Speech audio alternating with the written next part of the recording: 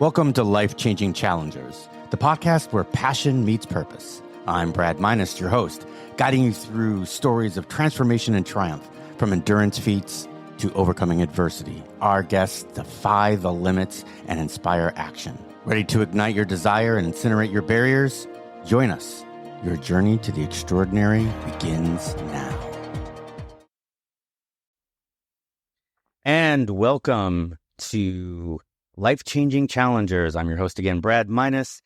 And even though this is season 2, episode 25, this is actually our 50th episode. And due to the fact that it's our 50th episode, I'm so excited to introduce Elijah Hines. He's a certified personal trainer and weight loss specialist. He's got some other alphabet soup behind his name that just makes him an expert in the health and fitness arena. But how he got there is through adversity, through overcoming obstacles. And that's the story we want to hear today, because we all want you to come up with some ideas that he can bring you that let you take that next step in your life. So, Elijah, how you doing today? I'm doing great, Brad. Thanks for having me. Happy Sunday. Sundays are good. Sundays in my mindset system are all about reflecting on the previous Monday through Saturday. What went right, what went wrong, what could have been better. So I do a little bit of that, hanging out with the family. I'm in my wife's bedroom she grew up in, hanging out with my in-laws today. But I'm very excited to do this today. Excellent. And then we appreciate you being here. So if you were at home on this Sunday, would you be meal prepping? So we do that like once a month. We freeze a lot of them now. So it's not a weekly thing. It's about once every like 26, 28 days. But yeah, we'll do it on Sunday if it does land on that day. Oh, well, that I want to hear about. Can you tell us a little bit about your childhood, where you grew up, what was the complement of your family, and what was it like to be Elijah as a kid? Yeah, so been in Raleigh, North Carolina my whole life, born and raised here. My brother and I, we were homeschooled, so didn't have the traditional public school experience, which came with its own pros and cons. Around ages 10 or 11, my father started picking up the drink again. And for ages 10 to 16, things were pretty rough. I was overly mothered and underly fathered, as someone say. And then at 15 and a half, 16, my brother, mom, and I moved out. We're on our own. And then I was quick to get a job and just wanted to get out of the house and get out into the world, which was kind of a big breakthrough, being homeschooled and isolated for my whole childhood. Then I get out into the world and everything opened up. I'm experiencing different people's belief systems, religions, personalities, and that was very transformative for me. So when you said that you were overly mothered and underfathered, that's the first time I've ever heard anybody say it like that. Can you give us an example of what that actually meant to you?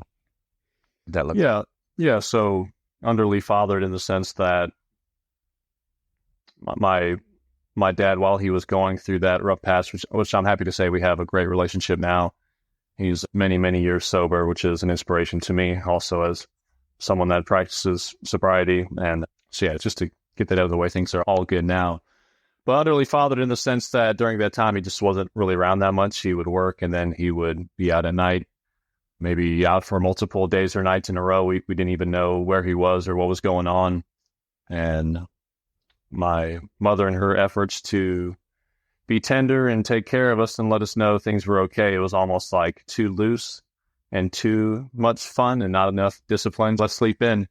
And I can appreciate the loving sentiment that where that was coming from. She's just like, wow, shit's really hitting the fan. How do I, make this the best experience for them? But yeah, so with all that came a big lack of discipline, a big lack of male role models, a big lack of just sturdiness, I guess. Everything was very loose and relaxed. And that definitely had an effect on my personality and mentality coming up in my early adult years of being too loose, which led itself to many other issues that came about later that I'm sure we'll get into. Did you play any organized sports or anything during that period of your life? Yeah, that's probably the few things that my dad was still very militant about, is want us to do some kind of sports. So I played softball, baseball, basketball, swimming, golf. Never was that great at any of them, which was kind of a bummer. It's like there wasn't a lot of rigorous training, so to speak. Like, oh, this is what we're going to do to get better in these areas. It was like just go to the games, go to the practices. So I definitely was always physically unimpressive. Last in a foot race, last in a push-up contest. If there was the softball game and I got out to bat, I could see everyone relax. Like, all right, guys, time to catch our breath. I was like, damn, y'all can hide it a little bit. Like, I can see y'all relaxing as you're so unconcerned with what I'm about to do. So I think that definitely played a big role into why I craved and pursued physical training and physical efforts later in life. But yeah, there was sports, but man, I was terrible at all of them. I am right there with you. I finally got into playing soccer and I thought I really loved it and I thought I was decent at it. And then all of a sudden I get to high school and I could barely make the JV team. These guys are running circles around me.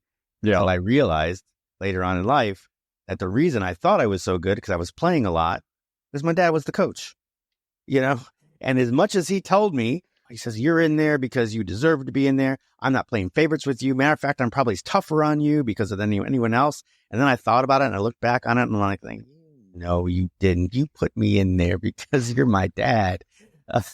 So yeah, I get it. And then, played a little softball and stuff when I was in the military and realized that I wasn't really good at that. Still wasn't good at that, but I get it. I totally get it. So yeah, you played some sports, which is great. Man, you played a lot. And then, again, I played golf and all that stuff too. Just not great at it. When did you start going under, what did you find the influencing of alcohol and drugs? I'd say around 20 to 24, 25 was when I was probably the most aggressive on all fronts. It's funny how easily influenced we are based on like coworkers and just people we end up spending time with. Like you hear about that as a kid, like, oh, you're going to be influenced, peer pressure. And we kind of, it's through one ear and out the other. Like, yeah, that's got to be BS. But looking back, seasons of my life where I drank the most, I was around people that drank a lot. And it's just easier to agree to it than come up with the idea yourself. So that was a lot of factors, different people I was around, surrounding myself with. But yeah, as far as it being too much and me knowing that I think I'd be better off without this, I was always kind of knocking on my back door. There's always this quiet whisper, like I'm putting all this effort into the gym, into training, into eating right. I'm spending half my workouts hungover, fuzzy-eyed, just praying, like, I hope I can still even lift. I feel terrible laying in the sauna for like an hour trying to sweat it out. It's crazy. So after enough years of having that back and forth struggle, ultimately what made it much easier to walk away from it was just deciding this is a negative thing. Because for so many years, I could see the cons, but then I could see the pros. Yeah, I did have fun last night.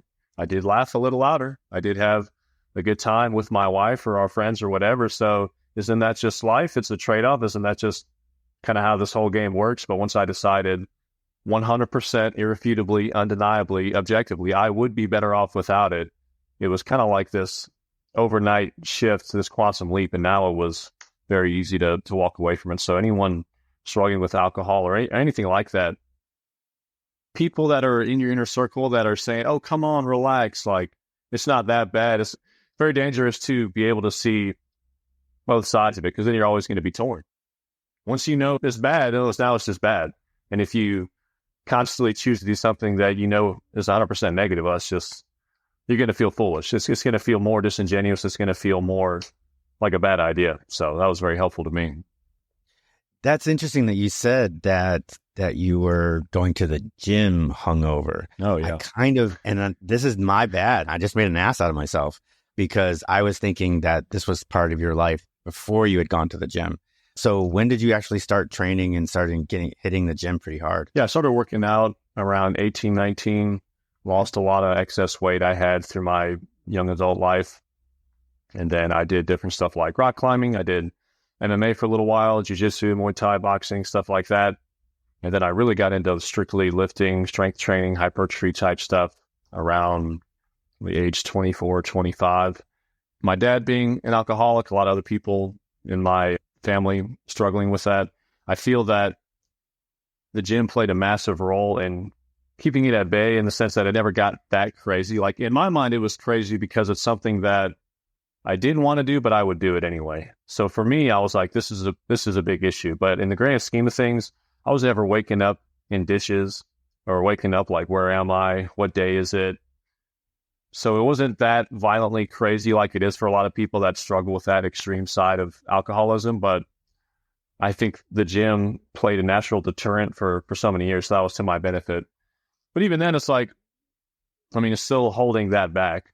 Like, I put all my eggs into this basket. I'm constantly looking up new information on training. I'm constantly thinking about training, talking to family and friends about training. Now it's my career. Even when I was a few years into being a personal trainer, I was still drinking a pretty good amount. I would even train clients, go home and take a nap, trying to sleep off the hangover and come back and work out. Eventually, it's like, these just do not go together. And I tried so hard to convince myself they could. I would be out of the club, and I'd see some like jack dude with the upper back just bursting out of the shirt, and he's holding his Michelob Ultra or whatever. And I'm like, there is a way to make it work. That guy's pretty jacked and he's drinking, so maybe it works, but it's just a cop-out. It's just finding anything that I can grasp to make sense of keeping it in my life.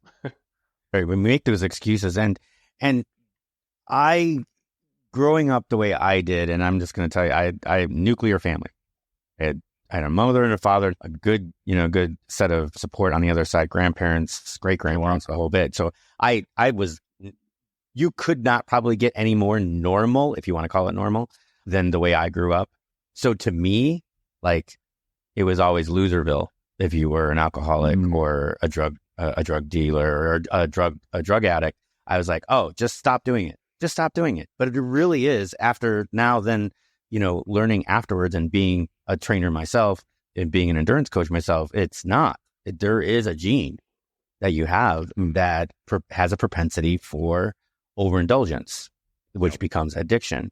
But I absolutely 100% agree, though, once that I think, okay, because I don't have any of that in my family, so I don't know, but it makes sense to me that the endorphins and the serotonin you get from working out might give you that conflict of, okay, now I'm going to put this stuff in my body, and then with the idea that in your background that you've got it, you're like, oh, hey, I feel really good when I'm at the gym. And then you play that with the next day you're in the gym hungover going, there's an imbalance here. Yeah. That kind of what you felt like? 100%. And in very much the same way, early on, I was terrible at sports, terrible in the push-up contest, the foot race. My years that I've spent in the gym compared to the results I got up to like the last 2 years. Now my results have been like 10x. And I can't help but think, man, what if I was doing this the whole time? Like, how much more insane would my results be? But prior to that, all the years I spent in the gym, I mean, I've gotten clients better results in like 6 months than I got in 5 years from trying to live two different lives, trying to be in two different worlds. So yeah, it just didn't make sense anymore. Wow. You know what? That's a great quote. We need to put that out there, that you get your clients better in 6 months than you did 5 years. The fact that you were living in this alcohol and drug lifestyle. So just put some numbers around it.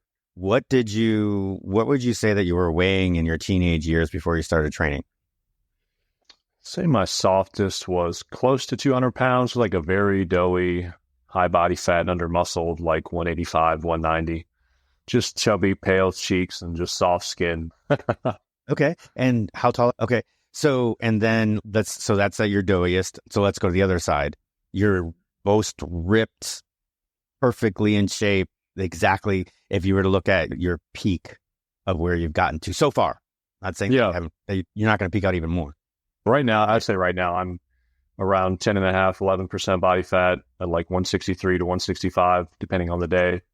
And I'm going to cut just a little bit more and then kind of hit a main gain type of phase coming up next. But I also was very underweight at one point. I was like 147, going full hippie, drinking tea all day and smoking weed and not eating my first meal till like 5 o'clock. So I've been on the other end of the extreme too. And that's kind of my biggest thing is I've been underweight. I've been overweight. I've been addicted to a number of different things. And every time I've improved any of these areas, this might come as a shocker, but my quality of life improved. Like, that's my whole thing, is anything that was negative in my life that I removed, my quality of life objectively elevated. And that's the case for every single one of us. Like, there's no scenario where you take away something negative and you end up worse off, or add something positive and end up worse off. Like, personal development, constantly reflecting on where are my weaknesses, what are my flaws, addressing them, being very brutally honest with yourself, and fixing them. We only stand to gain by gaining. It's only to our benefit to do things that benefit us, which just sounds so obvious. And that's kind of what my whole page is all about, is just reminding people of these things. Nice. Yeah, you know what? It's interesting because it's Simon Sinek, or maybe it was Robert Kylowski. He said that one of those guys said that you are the average of the 5 people that you spend the most time with, right? The people that you were hanging around with, for those people that were going, were drinking more. That's actually came just rightly from you, right? Those people were drinking, so you were drinking, right? Do you have any of those people in your life now? I don't. And admittedly, like, the personal development, personal growth path, it is a very lonely one. Like, it doesn't have to be. Eventually, you kind of have to go out of your way to find more like-minded individuals like yourself. We're here having this conversation now. This conversation wouldn't have made sense 4 years ago if you're like, so what are your habits? And I'm like, drinking, ice cream, preferably overeating most of the time. And I'd be like, wait, what? I think I got the wrong guess. Like, I couldn't even be here having this conversation with those habits, right? So once you change your habits and change your life, you do have to go out of your way to find more individuals like that. And unfortunately, they are uncommon, and drinking, overeating, just kind of messing around is more common. So, I mean, these days I train my clients, I hang out with my clients, and I have my wife and my son. And admittedly, that's pretty much about it. My inner circle is very, very small, if it even is an inner circle. Right. Well, that's fantastic. How old's your son? He's 9 months. 9 months. Oh, well, congratulations. That's brand new. That's awesome. Yeah. All right. Let's give us, now that you're this super like fit, athletic dude, what's his name? Jacob. All right. Big Jacob Hines. That's a freaking football player name. It kind of is. Yeah. He's going to be strong. You can just hear it. It has a presence in it. Yeah. He told me, my wife and I were not religious per se, but he told me in the womb, he was like, I'm Jacob, fool. That's my name. I was like, babe, what do you think about Jacob? She's like, I kind of like that. I was like, well, good, because he's telling me that's already his name. So taking it from him. Love it. Absolutely love it. So, all right. So we were talking about this in a matter of 4 years. I didn't even realize that. The way you talk, and your credentials and everything else makes me think that you're probably much older than you are. What made you start coaching and training?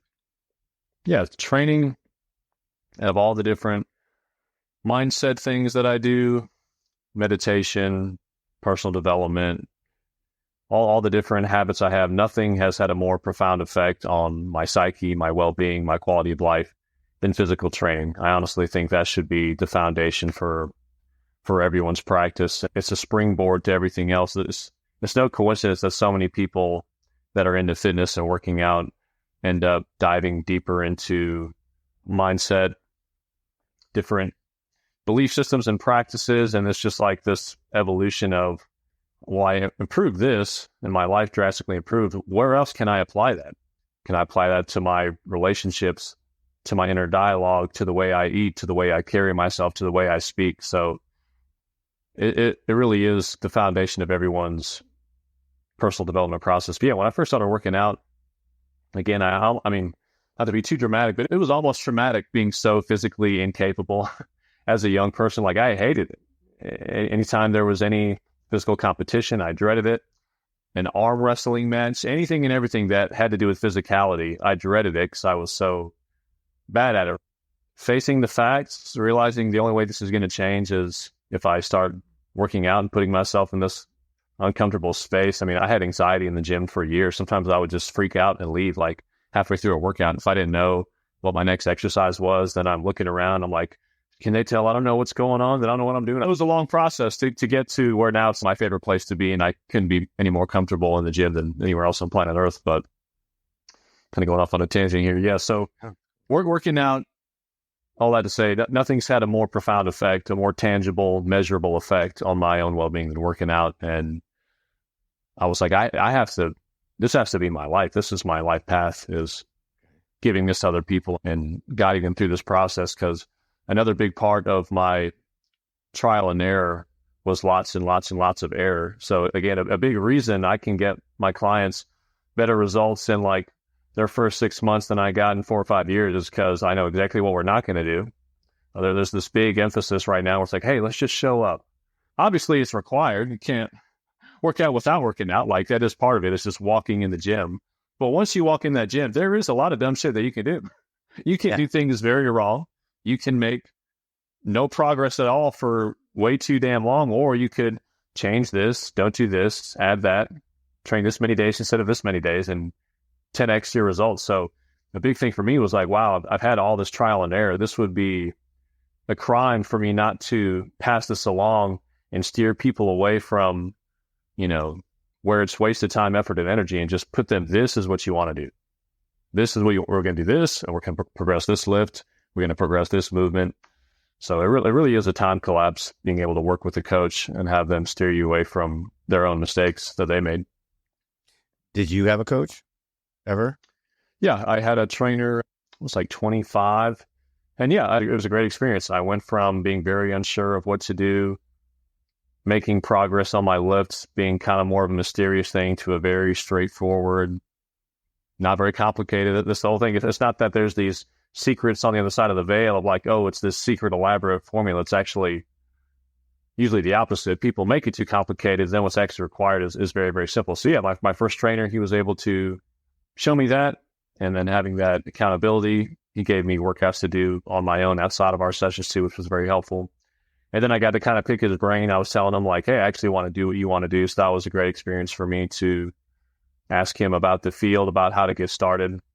Been doing a lot of research on the internet. Everyone was just saying, just start training people for free. Like, you're not just no one's going to knock on the door and say, hey, we have a job for you. You start tomorrow. You have 30 clients. Let's get to work. Like, you have to start with what you got. So I started telling coworkers, hey, I can bring guests for free at this fitness connection I'm going to if you ever want to come with me. I asked 10 or 20 people, 1 or 2 take me up on it. They start coming with me. I'd finish my workout, get out of the shower, get them started on their main lift, tell them what I would have them do, walk them through a few lifts. And I mean, looking back, you could say I wasn't qualified at the time, but same way it's trial and error in the workouts. It was trial and error training my peers and coworkers. Go from there to having some people over at the house at my home gym. A few years later, I'm training people for next to nothing, like very much undercharging, but I didn't have the confidence to charge more. It's like, hey, this is where I'm at. So now I'm training people on my home, getting my chops up. And then when the opportunity presented itself to actually do it legitimately and work at a private facility, I had 2 years of unofficial experience, right? So that was very helpful. Imposter syndrome will get you. And that's a big thing right now, is we're delving into that. There's a lot of mindset coaches right now that are actually diving into imposter syndrome and what causes it and what you can do about it and everything else. And yeah, that's kind of where I started too. Now I didn't know that I wanted to coach until I was running. I had this one year where I did my first Olympic triathlon, and then I did my first half Ironman, and then I did my first Ironman. And in between my first half Ironman and my first Ironman, it was 1 month. Literally, it was September I did the half in Augusta, and in November I did the full in Florida. But in October, I had already fundraised and had a team of 22 people that we were running the Chicago Marathon. And I already knew that, hey, 3 weeks later, I was going to be putting my body to the full test. So I knew that I wasn't running this marathon to win or to PR or to anything like that. Now, I'm never going to win, but for me, it was going to be win. But I knew that it wasn't going to be PR. I was going to be just going what my legs were decided to do. And older lady, she was 53 at the time, 54. She had just done her first marathon 6 months earlier in France, and she ended up running a 5:20, 5:25, something like that. Well, I took her with me. I says, all right, listen, Karen, you're coming with me and we're going to do this strategy and we're going to finish together. And we did. We finished together hand in hand across the finish line. And we did it in 4:30. Wow. Yeah. For 6 months for a marathon for almost an hour. That's unheard of. It's unheard of. Nobody freaking takes 50 minutes off their time in a range of 6 months. Nobody does that. But I knew that she had more in her. So I had to show her that. So I get done and her friend comes up to me, and her friend's a good runner. And she goes, Karen's over the moon. She's all smiles. She's on top of the world right now. And it's all because of you. And I says, well, she ran the race. She just happens to run with me. I didn't really do anything. She goes, no, you guided her. I think you should coach. And I said to her, I'm like, I don't have any credits to coach. I got this one marathon and a couple of freaking triathlons. I got another. Well, it was I think that was my third or fourth marathon. And that's all I got. She goes, but next month you will. I mean, once you've got that full Ironman underneath your belt, you will. And that's how I got started. Kind of the same deal. Trained a couple people for free. And then all of a sudden, running stores, started reaching out and they were like, hey, I heard what you did. And we think that you could coach. Or that was kind of like, it was a referral, A couple of the people that I ran with knew about Karen and they talked to these people and they came back to me and said, we heard that you're good at what you do. So that was my whole thing, right? That was how I got involved. That's awesome. One of my favorite quotes is the path illuminates as we walk it. And it's so true. I spent years in that paralysis from analysis phase, spent years thinking, do I look jacked enough? Are people going to trust me with their workouts?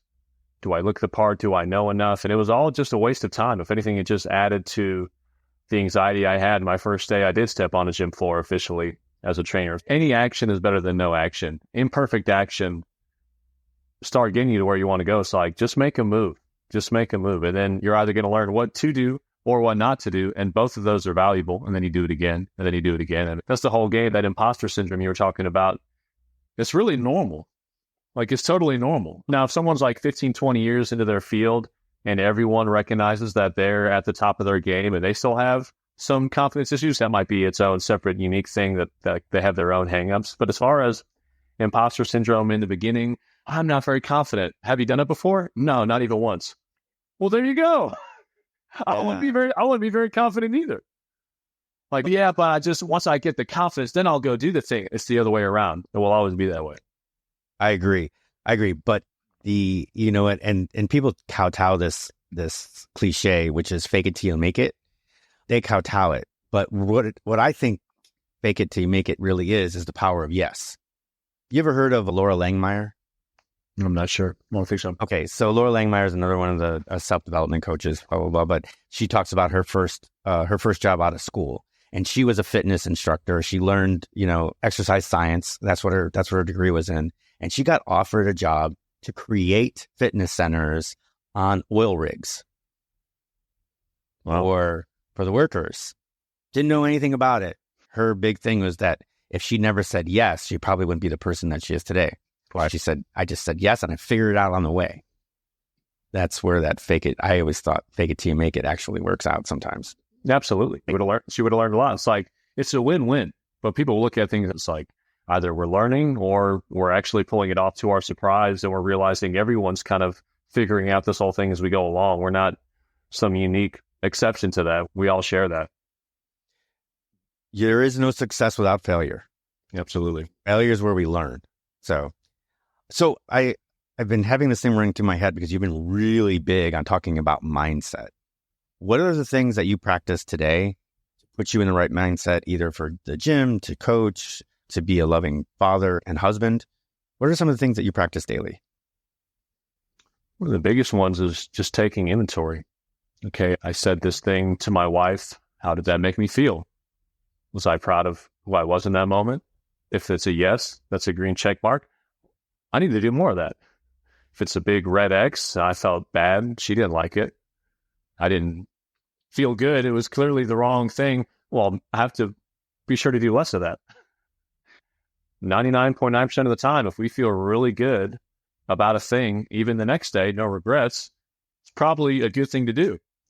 And on the inverse, if the next day we carry some regret, or some shame, well, that is an indicator that's not something that's in our best interest to do. Like negative emotions, like regret, shame, even depression, anxiety. I feel like these are directions of where not to go, but we get really hung up and focused on, oh, these negative things. What are you depressed about? Oh, I haven't really done anything I'm proud of in like 5 years. I'd be very depressed. 5 years? Like, this is, if you weren't depressed, that would be a red flag. Because now we're totally, if it's full apathy, now we're screwed. If you're feeling depressed, your internal guidance system is saying, stop it. Stop. What's that Michael Jordan meme where it's like, stop it. Get some help. It's like, go do that. Like, these things are telling us what to fix. So yeah, that's one of I get entertained about all this stuff. That's one of my biggest things is just monitoring what's going on. Like your wake up time, did it give you enough time to get a head start on your day and you're going into work with good energy and you're able to have a little meditation in the morning or work out and now you're feeling better? Or was it enough time to fly out the door and you're frantic and your heart rate's up, you're seeing it on your Apple Watch? Oh shit, I'm freaking out. Well, let's wake up 10 minutes earlier, 20 minutes earlier, an hour earlier. Boom. Now, once you figure out that perfect wake-up time, there's no reason to change it ever. Ever. You now have figured out the perfect wake-up time to set up your perfect morning. Next segment, your first meal. Is that first meal aligned with the outcome you want? Is it getting you towards the body you want or further away from the body you want? Fix that. Okay, boom. Have that meal every day. Or most days, or if you have option B and option C, they're in the same category as far as like calories and yada yada. And literally, like this is what I do with my elite clients. We build their entire day from the ground up. And once you have your morning, your afternoon, your midday, your evening, all of these things lined up, it's like now we just live the same day every day. And I mean, this is heaven on earth. You can literally create the life of your dreams, have heaven on earth that you feel good about the majority of your decisions. Like that's the whole game. It's just, oh, I'm glad I did that. Oh, I'm proud of that. Oh, I liked how I felt after I said that to that person. Like that's my biggest thing. Taking inventory, assessing, being judgmental. I love being judgmental.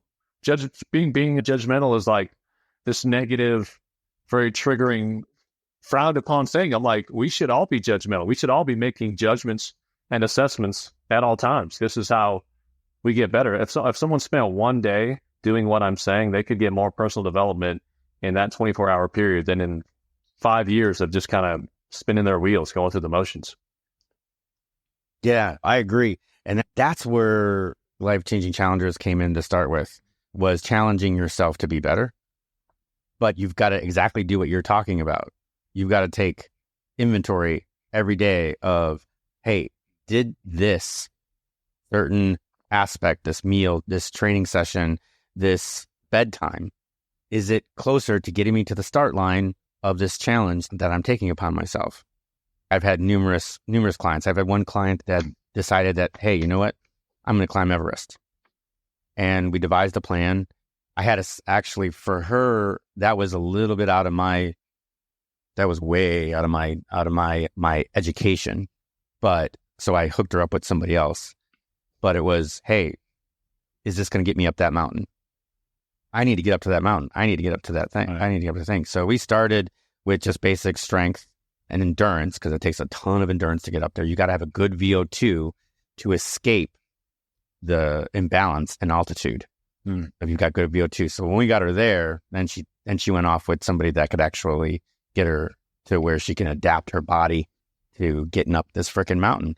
Everest is like, it's weeks of going to a base camp and coming back down, going to a higher base camp, going back down to the first base camp, going back down, going up to the third base camp, going back to the second base camp, going to the first base camp, coming back down, because you can't just go, right? You've got to adapt.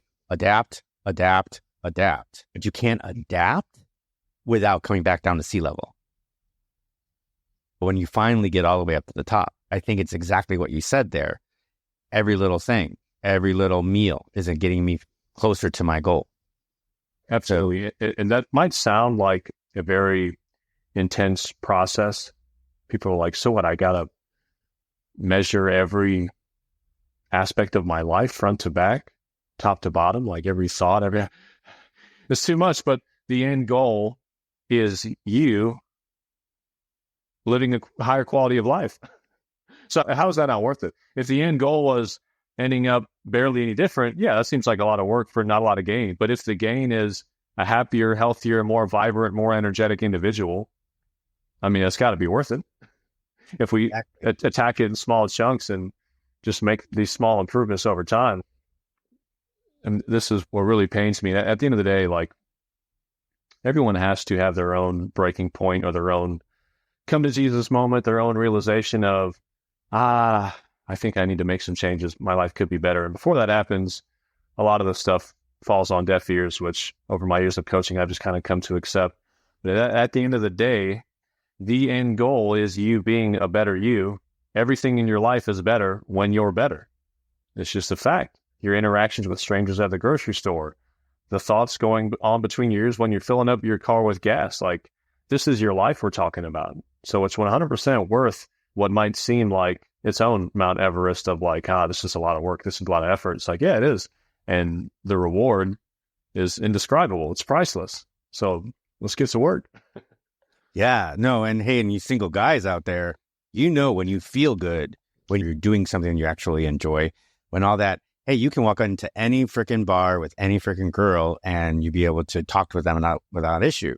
Then there's the other guys that, hey, I've got a little self-doubt, or I got some self-esteem issues. I got a little pudge. I got all that. It's a lot more difficult. That rejection feels like it's, like it's everything. But for a single guy that's in a good headspace, that feels confident, that feels like they look good. They might not even look good, but they feel like they look good. That rejection is not that big of a deal. It's like, oh, next, hey, there's another girl out there. That girl saying no to me just means that she wasn't the one for me to start with. Yeah. But when you're talking about that quality of life, that everything is good, it's not a big deal. You walk in, you can meet as many women or as many guys as you want. Absolutely. So I definitely take that to heart. So what does a day in Elijah Hines's week look like? A normal day where you work and you're with your family and everything else. What does it look like? Yeah, normal day is wake up 3:30 a.m. I have my pre-workout breakfast shake that was made the night before or the day before. So it's ready to go. Within my first 8-10 seconds of being awake, I already have nutrients coming in. I have affirmations going into my ears. So I have affirmations going while I'm drinking my shake, finish that, hit a couple teaspoons of honey, go straight into a 15-minute meditation. Goal is to be out of the house around 4:20, 4:30, get my workout done. It's about an hour, 90 minutes. And then usually I'm running up to my first client of the day around 6:30 a.m. I'll train clients from 6:30 a.m. all the way to 6:30 p.m. some days with some breaks in between. I'm usually cracking content, working on videos, outreach, checking on my online clients, making sure they're all doing what they're supposed to be doing. And then nighttime is a little bit of family time.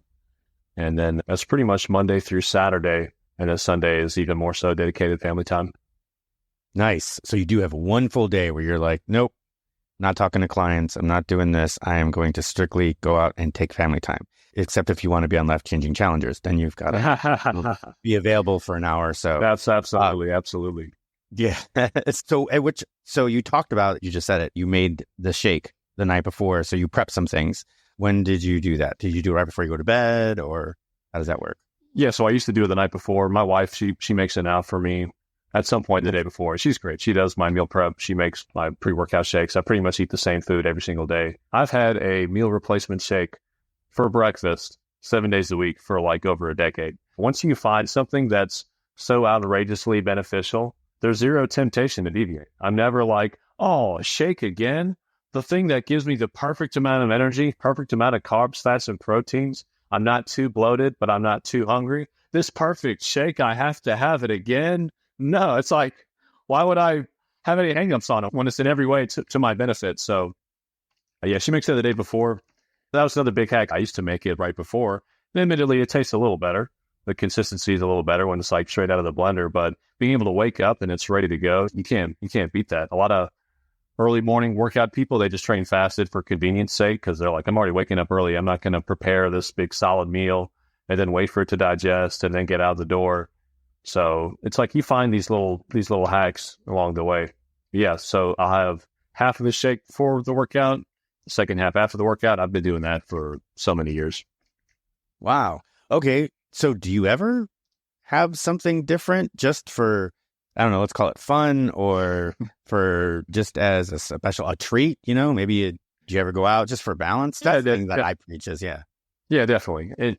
Admittedly, it's usually more so to appease my wife. Like, I recognize that a lot of my monk mode, same day, every day type stuff isn't appealing to the masses per se. My wife, she thinks I'm insane. She's like, I don't know how she's like, you want me to try a different fruit? Like, you want me to switch out the strawberries for some mixed berries? I'm like, no. She's like, damn, you don't want it to be more fun? I'm like, for me, this could be, related to my addictive personality and things that I've overindulged with in the past. But for me, I don't need it to be like fun. I mean, I do enjoy eating out. We'll go out every once in a while and I'll indulge a little bit, but I operate so well with militant routine, same meal. I usually have the same lunch. And this year's been a little more flexible. In 2023, I literally had that same breakfast, a cup of rice and 8 ounces of red meat for lunch, and a cup of rice and 8 ounces of red meat for dinner. And I had that every single day for all of 2023. And nothing. It's just like 4 meals, 2 shakes, 2 meat and rice meals. The gym bro's dream. Yeah, well, it does do one thing. It's like Einstein, right? Einstein had the same set of clothes. He had 7 sets of the exact same pair of clothes. Because don't want to think about it. Decision. There's enough brain power that I'm using in my work. I don't want to friggin' fuss on what I'm going to wear. So he just bought 7 exactly of the same thing. No. When I was in the military, never had to worry during the week. I knew exactly what I was wearing every day. Never had to worry about it. Most people complained about it. I was like, no, I know exactly what I'm wearing. So I get that. I totally get that. And that's using that, your addictive personality to your benefit. Absolutely. And I'm stealing monk mode, by the way. I'm stealing it. I love that. I love that idea. I think you'd go monk mode for 5 days. And then 7 days, you have a little bit of change on one day and a little bit of change on the other. And you go right back into monk mode come Monday morning. Yeah, I like that.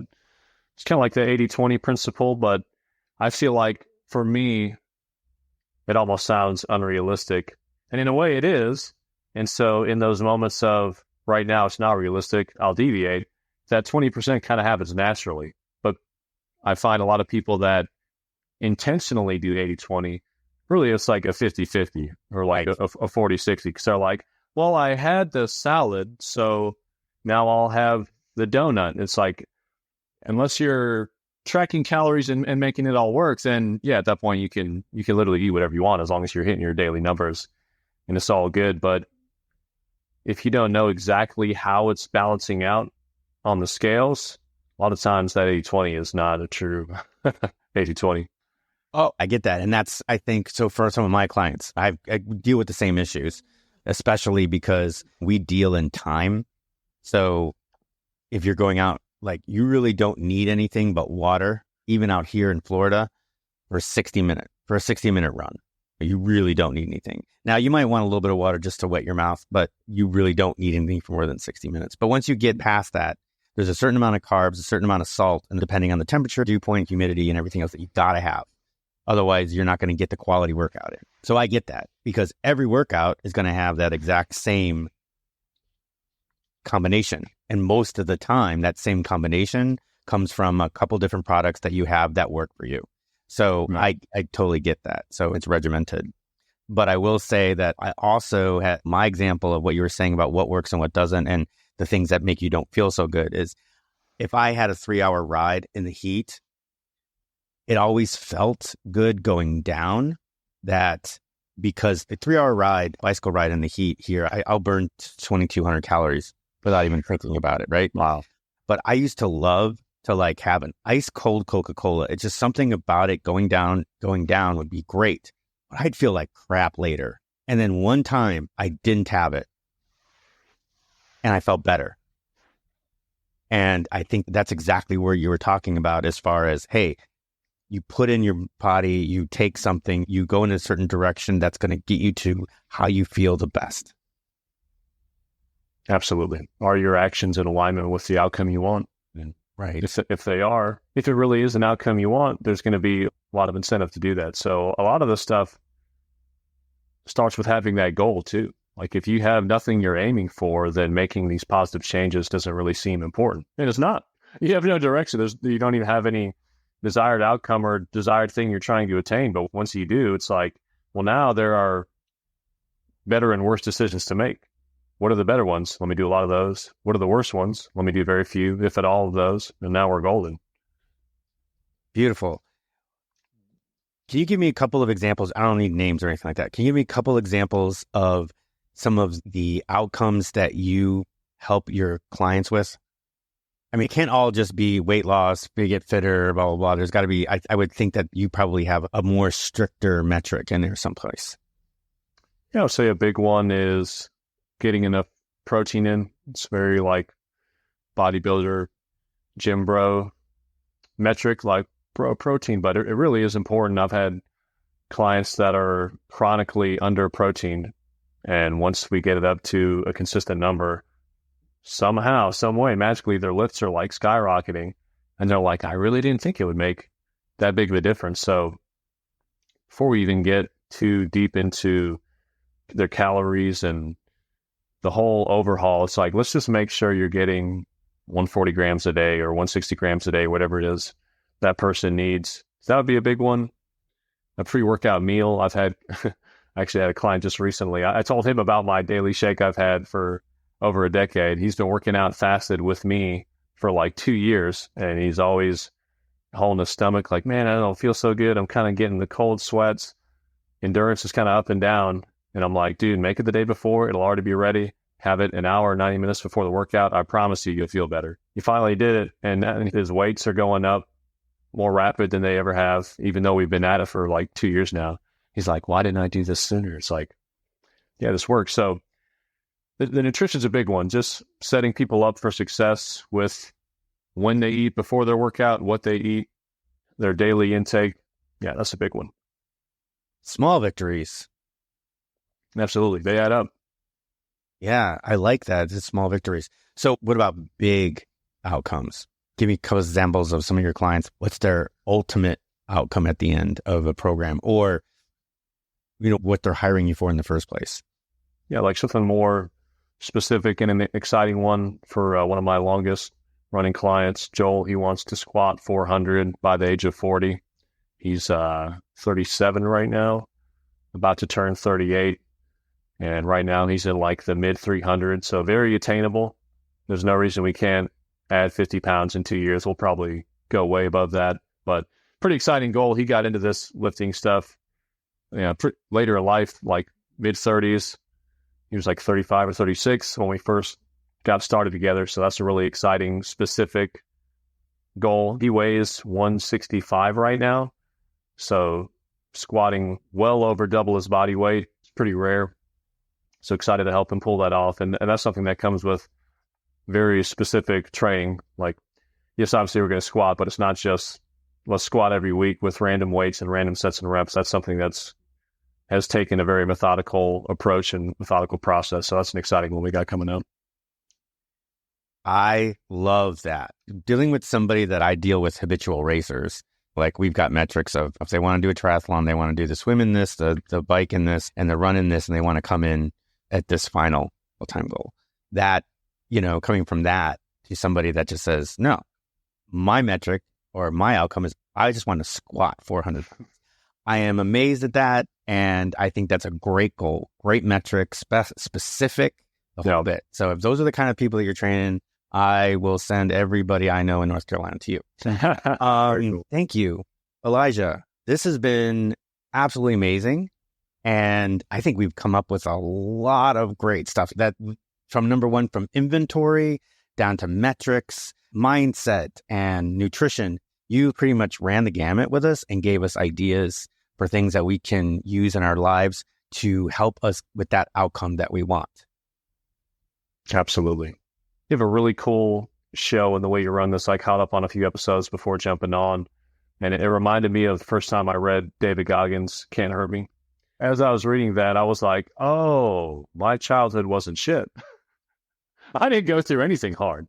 And just catching up on some of your episodes, listening to some of your other guests, I think that's something we should all realize as we listen to other people's stories and their tough upbringings. We can always find someone that had it worse and has done more.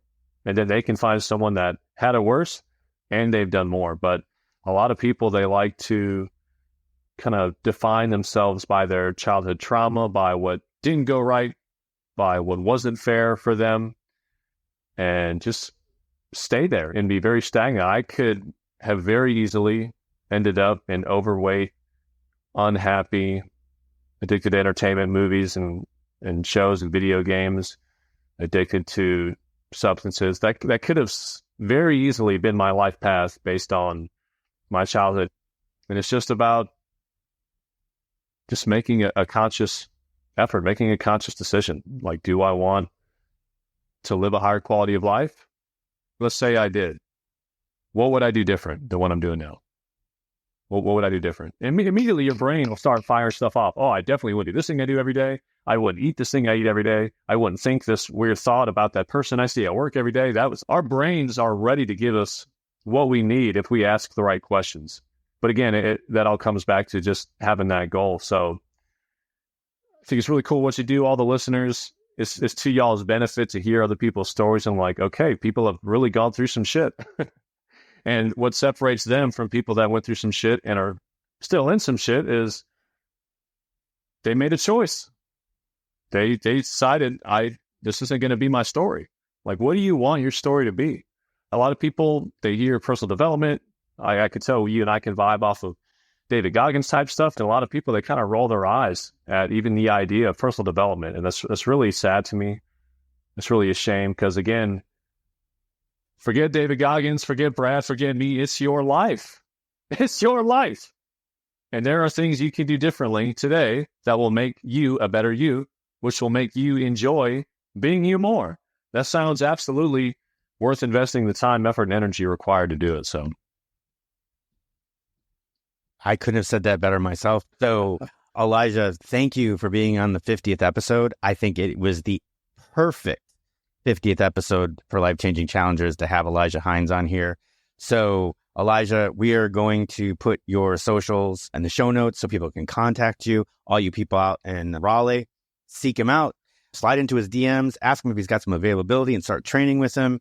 And of course, there's the rest of you out there that he also coaches virtually as well. So reach out, find him, and get your plan together. He's going to have the outcome assessed for you and ready to go. So again, Elijah, thank you so much for being on this episode. I so appreciate you and what you do. Thank you for listening to the other episodes. If you can, I would appreciate share. If you're on YouTube, like and subscribe. If you're out on Apple, Spotify, or any of the other programs, please just give us a review. And if it happens to be a bad review, that's fine. At least we can take feedback and we can make it better. The next episode you listen to will probably be better. Let us know how we're doing. We'll see you in the next one. Thank you, Brad. Well, that wraps up another episode of Life-Changing Challengers. I'm your host, Brad Minus, saying thank you for joining us on this journey of transformation. If today's stories inspired you, please take a moment to review, share, and follow us on your favorite podcast platform. Your support helps us reach more listeners and create an even bigger impact. Remember, every challenge is a chance to grow. Until next time, keep pushing, keep challenging, and never stop pursuing your extraordinary.